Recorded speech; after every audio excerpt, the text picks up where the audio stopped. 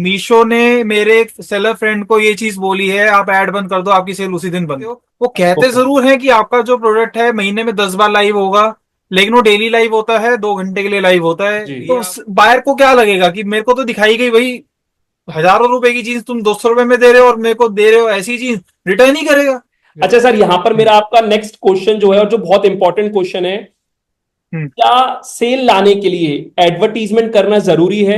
और अगर एडवर्टीजमेंट करते हैं या नहीं करते, दोनों ही केस में सिर्फ एडवर्टीजमेंट ही एकमात्र ऑप्शन है, या बाकी जो मीशो या फ्लिपकार्ट पे अलग अलग चीजें होती हैं जैसे प्रमोशंस हो गए, या मीशो पे सेल फ्लैश इवेंट्स वगैरह करके बहुत सारे प्रोग्राम चलते हैं, इन्फ्लुएंसर प्रोग्राम चलता है, स्मार्ट कॉइन प्रोग्राम चलता है, कौन से प्रोग्राम से आपको सबसे ज्यादा बेनिफिट हुआ? या फिर आपकी जो सेल है वो बिना एड के, बिना किसी प्रोग्राम के ऑर्गेनिक से, मतलब ऑर्गेनिक तरीके से सेल आ रही है? मेरा सेकंड पॉइंट यही था, माइनस पॉइंट अगर मेरे को मीशो का बताना था। अच्छा आपने पूछ लिया एडवर्टीजमेंट के रिगार्डिंग। जी। Initially I was like playing with no advertisements, जैसे शुरू के 1 1.5 साल ठीक है। नो मीन्स नो एडवर्टीजमेंट थी, ठीक नील। है। नील। कभी कभी सेल में अगर जैसे इनिशियल क्रेडिट्स मीशो ऑफर करता था, जैसे 1,000 रुपए के क्रेडिट्स दे दिए, तो उसमें उसी केस में सेल एडवर्टीजमेंट लगती थी। कभी कभी लगा ली होगी 1,000 रुपए की, ज्यादा से ज्यादा डेढ़ हाँ, वो साल में, फ्री तो क्रेडिट्स दैट कभी वाज कभी इट। मीशो दे देते हैं, फ्लिपकार्ट दे देते हैं, तो आप उसी हाँ का यूज करते हाँ, थे। बिल्कुल उसी ठीक है। को यूज करते थे। ठीक है। लेकिन ये मैं एक बहुत ज्यादा इंटरनल चीज बता रहा हूँ, मीशो ने मेरे एक सेलर फ्रेंड को ये चीज बोली है, आप ऐड बंद कर दो, आपकी सेल उसी दिन बंद। अच्छा। मेरे एक सेलर फ्रेंड जो मेरे से ज्यादा अच्छी मतलब सेल करते हैं, मेरे से डिफरेंट कैटेगरी में आइटम सेल करते हैं, वुमेन्स में ही है वो। जी। उनको मीशो की एडवर्टीजमेंट, वो एडवर्टीजमेट करते हैं, वो डेली बेसिस पे एडवर्टीजमेंट करते हैं, जी। क्योंकि उनका थोड़ा सा ऑर्डर फ्लो मेरे से अच्छा है, तो इसलिए जी। वो इन्वेस्ट कर सकते हैं उस चीज में। बट जी। उनको एक दिन मतलब बहुत ज्यादा, क्योंकि अब क्या है, सेल्स ना बहुत ज्यादा डाउन हो रही है, not across only Meesho, her market place पे हर सेल्स मार्केट में। डाउन है इस बिल्कुल। टाइम पे। बिल्कुल। एंड ये लास्ट 3 4 मंथ से है। सो उन्होंने फ्रस्ट्रेशन में आके उनके एड्स मैनेजर ने उनको कॉल किया होगा कि आप सेल में थोड़ा सा अपने एड बजट बढ़ा लीजिए। तो he was like frustrated at time, and उन्होंने बोला मैं एड बंद कर दूंगा।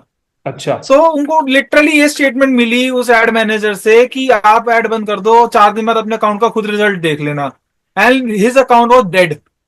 ओहो। 4 दिन के अंदर उनका अकाउंट पे ऑर्डर का फ्लो 10% भी नहीं था।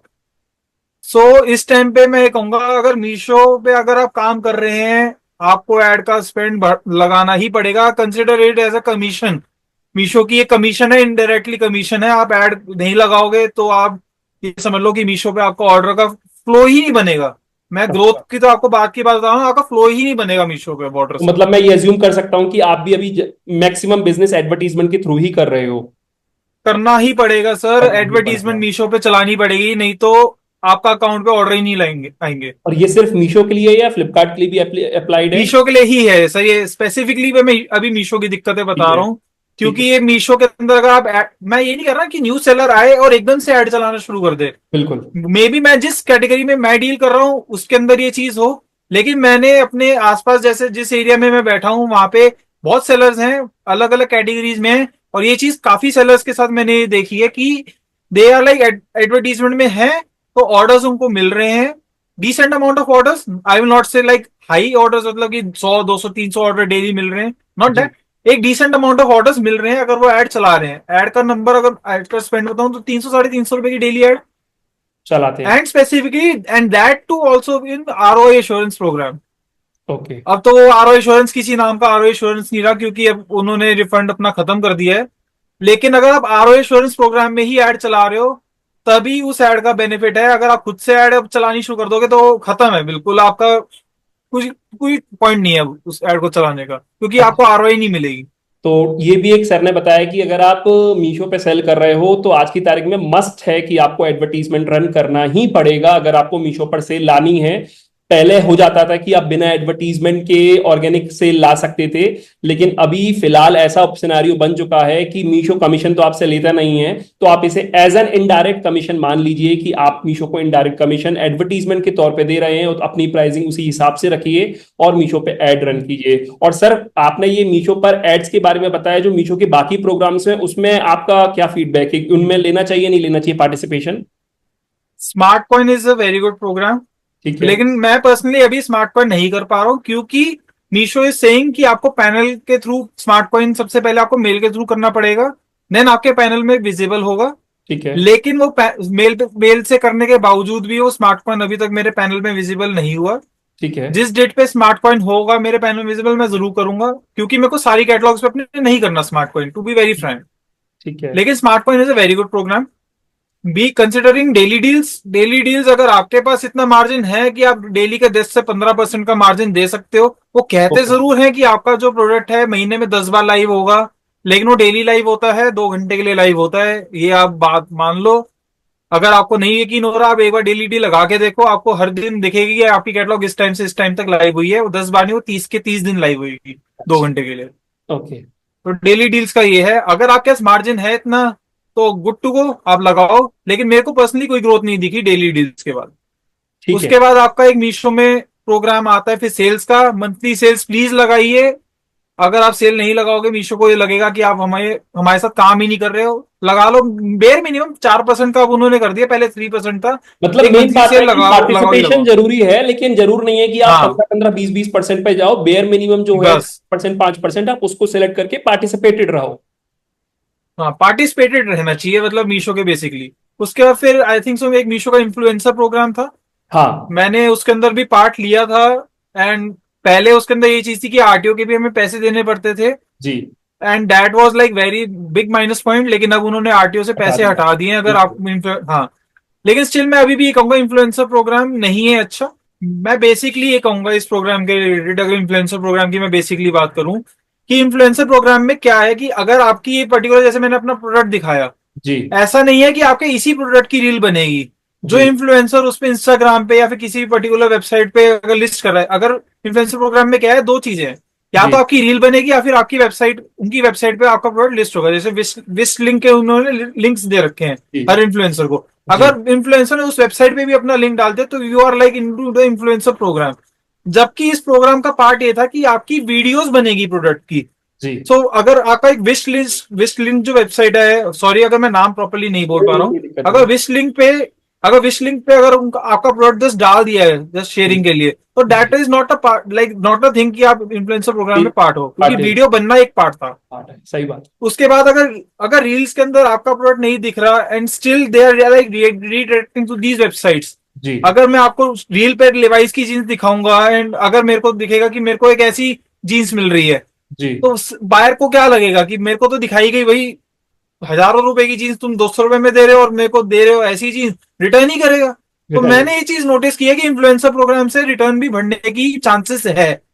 मेरे को ठीक। ऐसा नहीं लगा कि रिटर्न बढ़ी है, लेकिन चांस है कि रिटर्न बढ़ेगी। तो ये चीजें मीशो को ठीक करनी पड़ेगी इन्फ्लुएंसर प्रोग्राम में, कि आपका जो पर्टिकुलर प्रोडक्ट है कि वो ही दिखे एंड उसी से पर्टिकुलर आपको ऑर्डर आए। नहीं तो कहीं ना कहीं मानव जी, जो आपने ये तीनों चारों प्रोग्राम्स के बारे में बताया, मुझे लग रहा है सेलर्स के लिए तो काफी हेल्प होगी ही। इसके अलावा जो मीशो का भी अगर कोई टीम का पर्सन ये वीडियो देख रहा है तो उनको भी पता चलेगा कि कहीं ना कहीं उनके जो फीचर है प्लेटफॉर्म पे, उससे सेलर किस तरीके से खुश है या ना खुश है।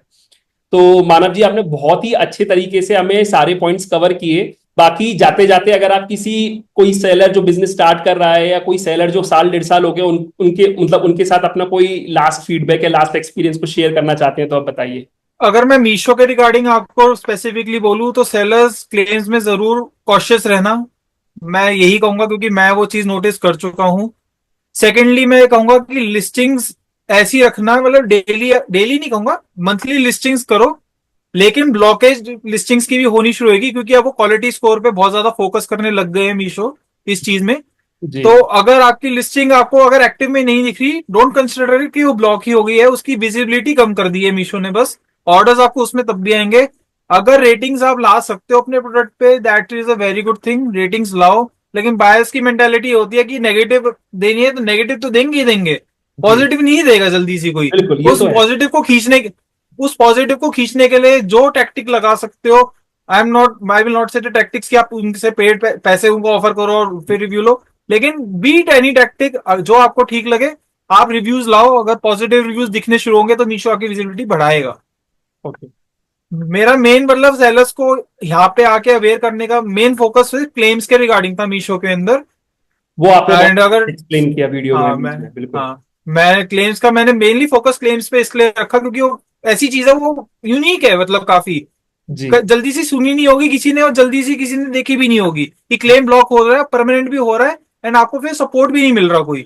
बिल्कुल अभी भी मैं देखूंगा कि अगर मैं अपना पैनल दिखाऊं, टिकट्स अभी भी ओपन है, उस पर कोई जवाब नहीं है उनका। बिल्कुल। So that is the thing. मतलब मीशो को तो अपना सपोर्ट बढ़ाना पड़ेगा। मैं मीशो से, अगर ये मीशो भी देखेगी वीडियो तो अपना सपोर्ट बढ़ाइए, कॉल फीचर दीजिए। भले ही फ्लिपकार्ट ने भी कॉल फीचर नहीं दे रखा, आपने बीच में शुरू किया था एक कॉल मी बैक फीचर, जी जी वो जी जी। अच्छा था, कॉल्स आती थी। एंड सपोर्ट थोड़ा सा ट्रेंड हो प्लीज, वो इश्यूज नहीं समझते प्रॉपरली।